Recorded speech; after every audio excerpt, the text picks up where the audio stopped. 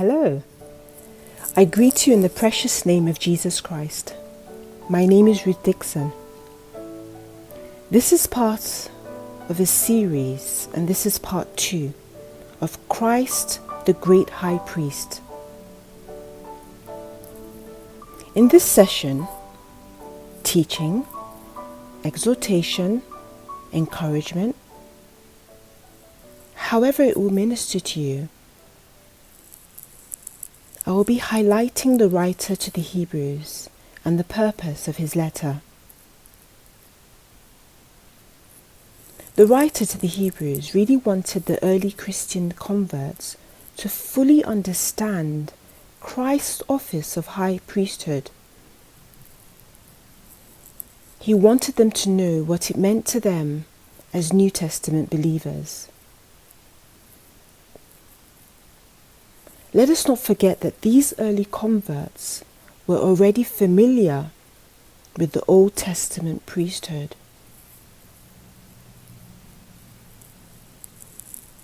These early believers in Jesus Christ were converts from Judaism to Christianity.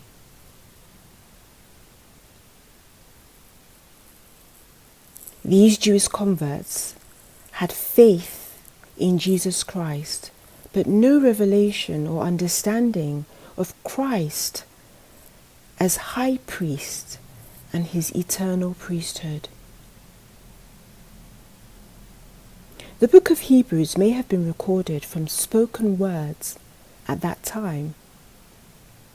It may be that the written scripts of this unknown earth author were put together in the form of the book of what we see today called the book of Hebrews.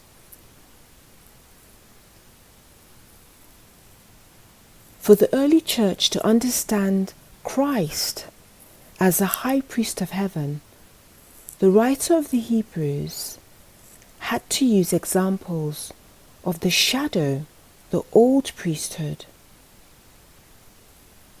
The writer wanted them to know Jesus was the new priest of the order of Melchizedek.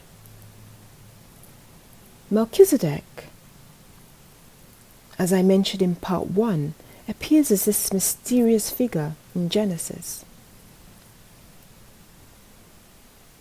The writer to the Hebrews, in Hebrews chapter 7, verse 3, describes this mysterious ancient priest Melchizedek as without father or mother or genealogy, having neither beginning of days nor end of life, but resembling the Son of God, he continues a priest forever. That's Hebrews 7 verse 3. The early Jews could only identify with the old, the Aaronical Levitical priesthood. If you read Numbers 25, and I'll just go there right now. Numbers 25 verses 12 to 13, and I'll start from 13. It says, "Therefore say, Behold, I give to him my covenant of peace, and it shall be to him and to his descendants after him the covenant of a perpetual priesthood, because he was jealous for his God and made atonement for the people of Israel."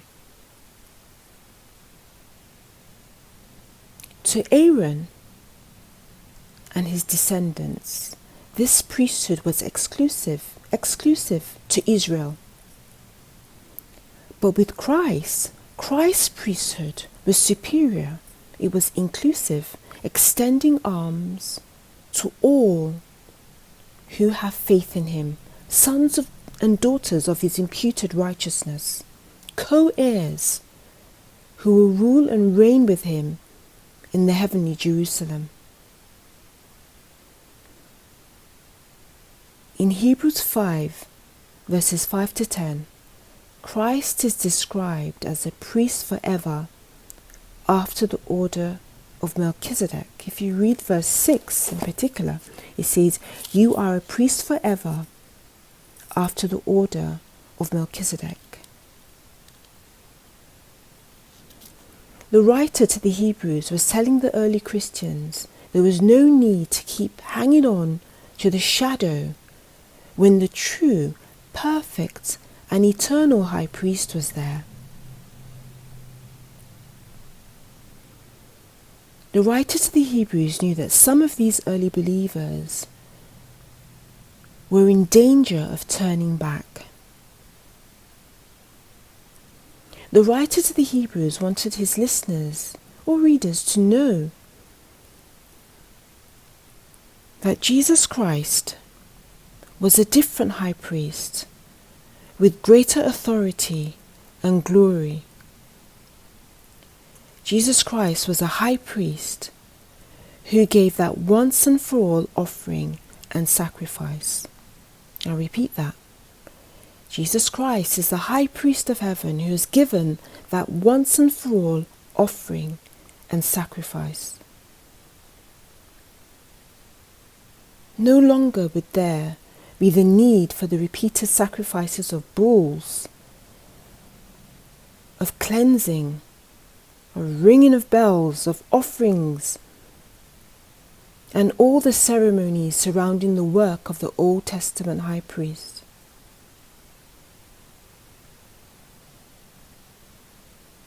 The writer to the Hebrews shows his readers the superiority and supremacy of Christ's rule and reign.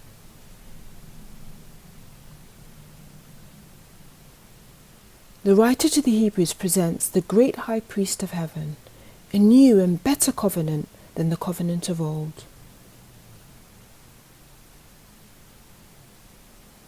The writer to the Hebrews wanted the early church to know that Jesus presented his sinless body as that once and for all living sacrifice.